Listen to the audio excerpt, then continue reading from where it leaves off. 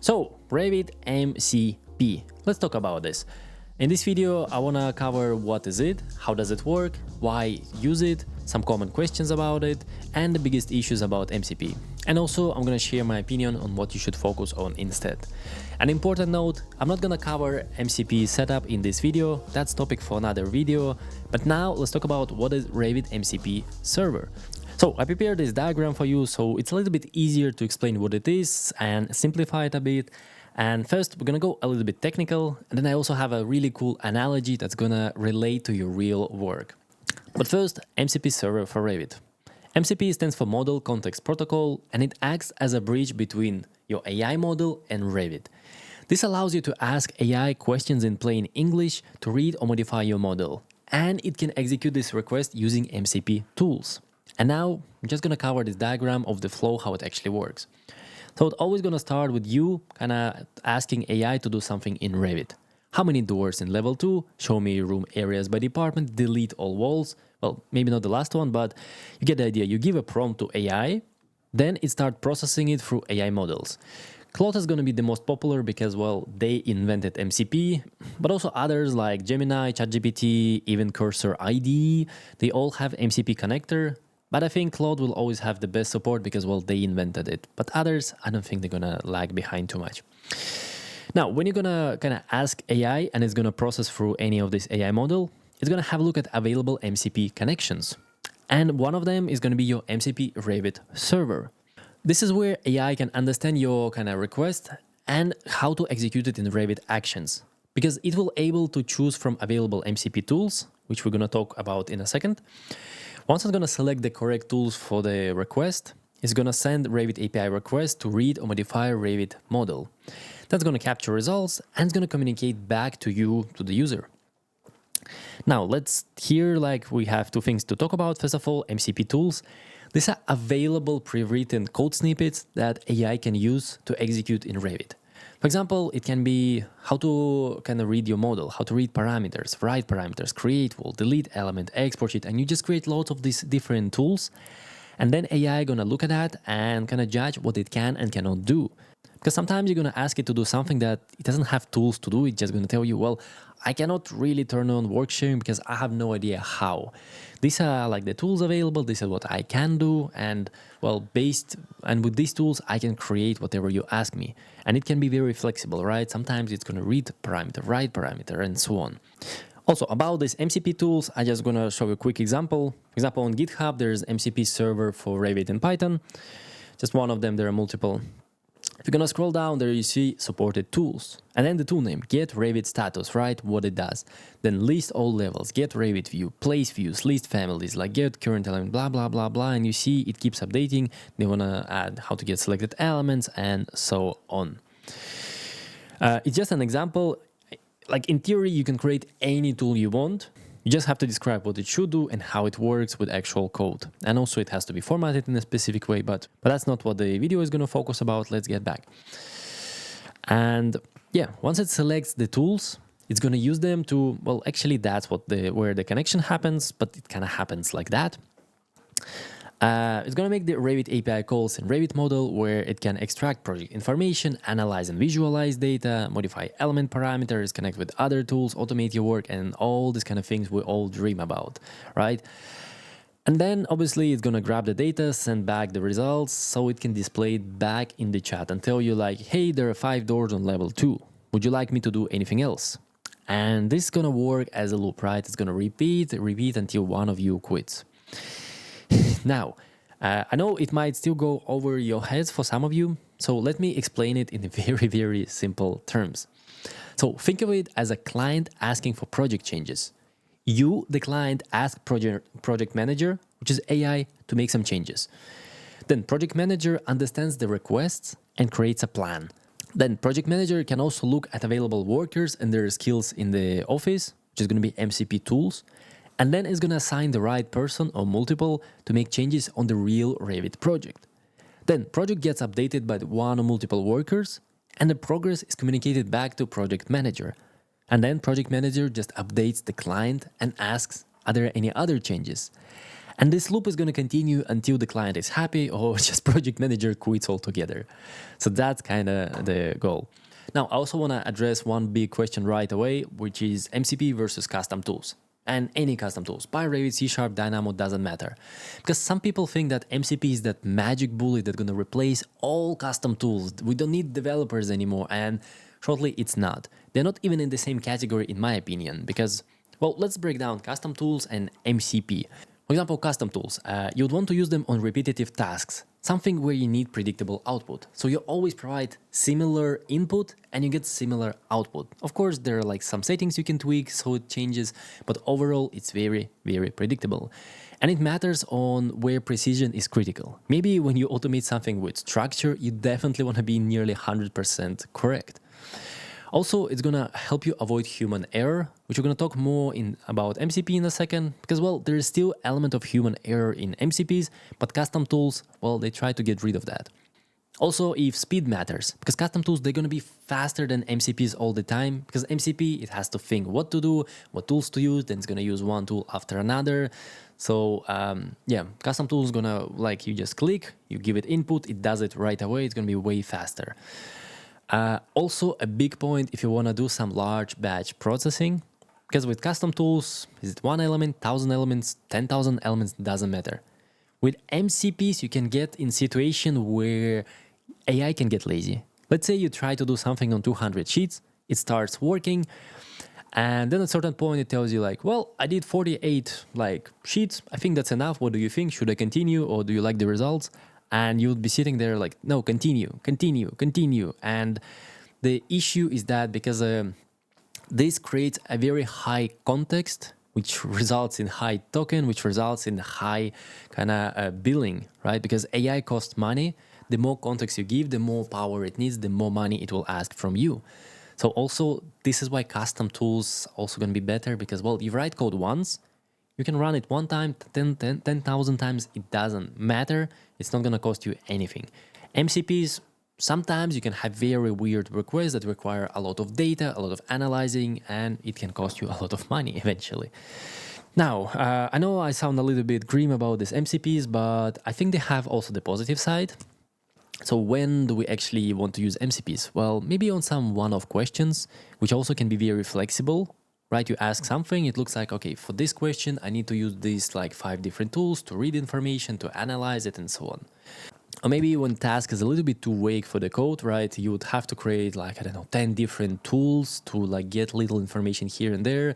But with AI, it could just kind of analyze your model on the fly, use different tools. Might take a bit of time, but eventually you're going to get something that you ask for. What I think it's really good, it can be really good for model analysis, exporting data, because this is something that it cannot harm your model, but it can extract the data and analyze straight in AI.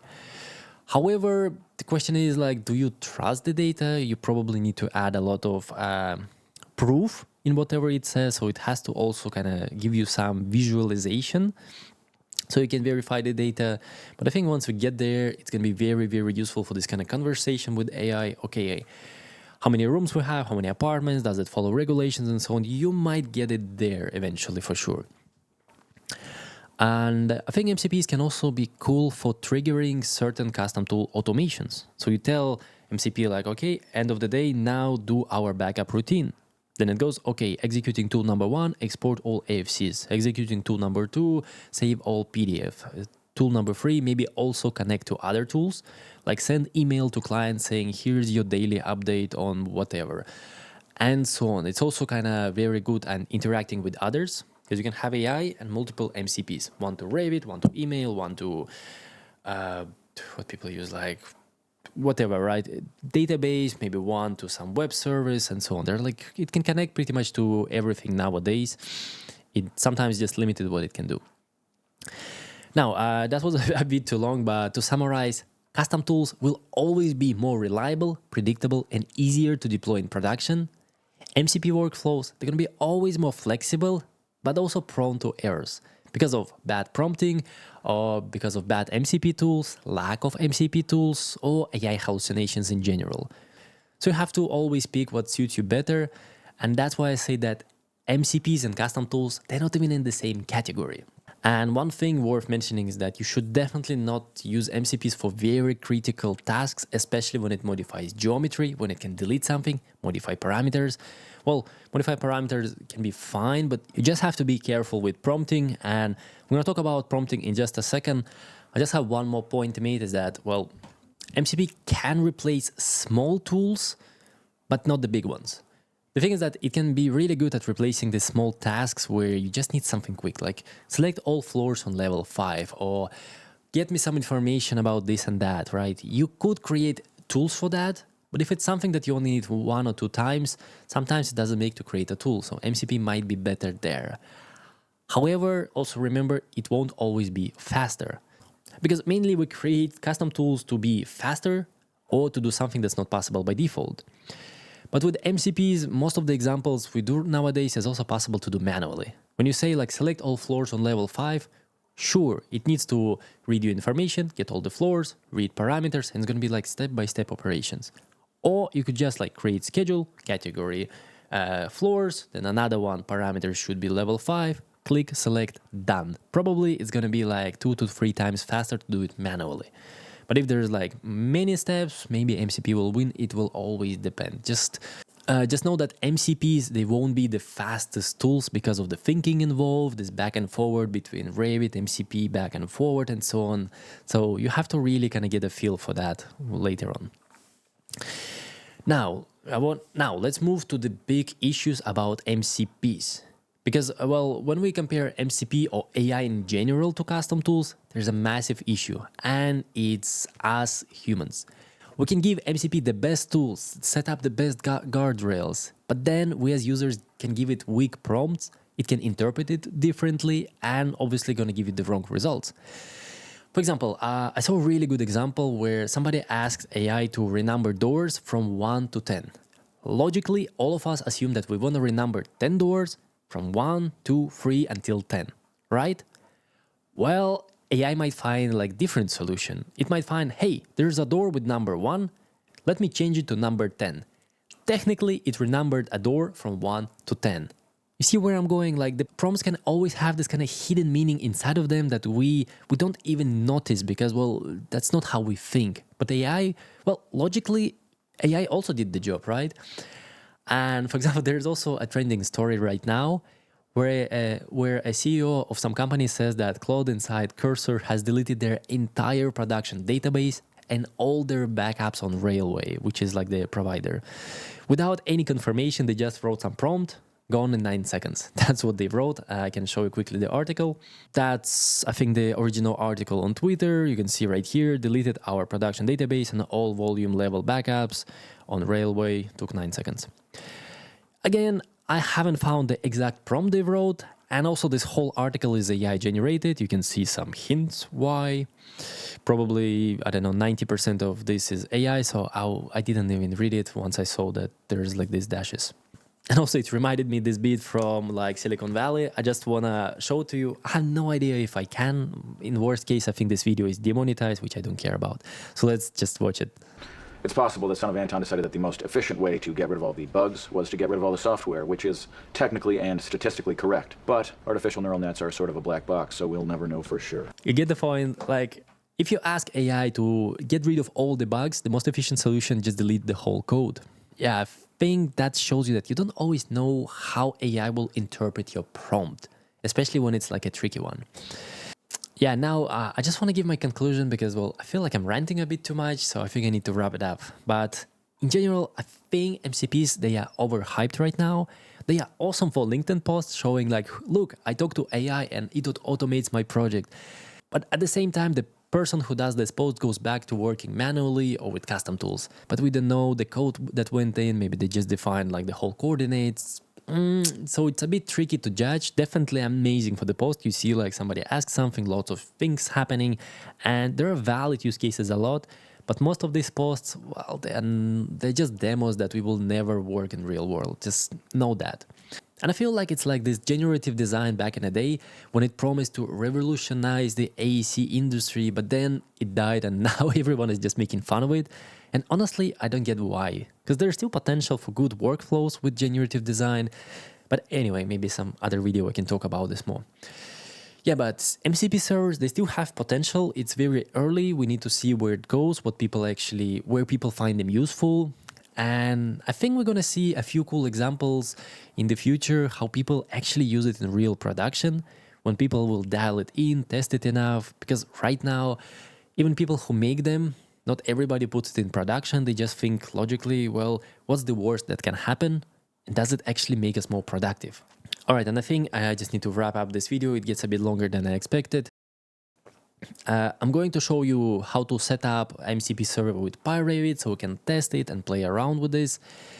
But I think right now the best way forward is not to focus as much on MCP servers, all these workflows, but on creating custom tools with AI. This is where you're going to get all the power with AI, but you're still going to get the code with full control.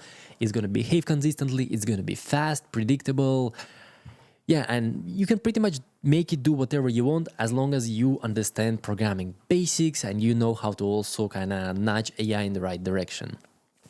Plus, if MCP actually stay around long enough, they become a thing, well, you will already build up the skills necessary for working with MCPs, creating them, and so on. So this skill is good. It's like two-in-one solution, whether MCP is going to be a thing or if it's going to be die. Either way, your skill will matter because learning custom tools, I don't think it's going to be wasted, right? Sure, AI will help us a lot, but AI is just a tool. It's not replacing developers, it just makes developers more efficient and easier to become one. And also, creating custom tools used to be hard and it took months before first results, but today AI, it can teach you quite a lot, it also can do it for you, and so on, if you know what to ask and how to understand the basics of programming and development process. Because you still need to kind of judge what AI gives you. And if you're interested in that and you want to learn more about pyRevit, I created a unique training called pyRevit Challenge. Instead of focusing on theory, which AI can give you a lot of nowadays actually, instead of that, we're going to focus on practice, where you're going to create 21 practical tools that solve real problems. Each day, you're going to get a task. I'm going to provide a coding cheat sheet with everything you might need, and you can try to build it yourself. Or you can also follow along my tutorials with all solutions, with code, explanations, and so on. And creating 21 tools is not the goal. The goal is to teach you my 7-step process that we're going to use every single tool. So later on, you can also use the same process and create your own tools completely on your own beyond this challenge. So if that sounds interesting, there will be a link below in the description. Just know that I open for a short period to join and then I close it so I can work with students on the challenge before reopening again. Yeah, and that was my summary about MCP servers for Revit. I hope it was useful. If you think I'm wrong somewhere, please comment below. I would appreciate it. I'm also learning this topic. I'm not like a complete expert on that. I'm just sharing what I understood so far and what I see where it's going. Because I also talk to different developers, they share different opinions, and it's quite interesting to see, but I'm not as hopeful at the moment where it's going, because I think it's just going to be the hype that's going to die out, and eventually we're going to get back to where it was. But we'll see. Might be wrong, might be right. Who knows? Time will tell. Happy coding, and I'm going to see you in the next one. Goodbye.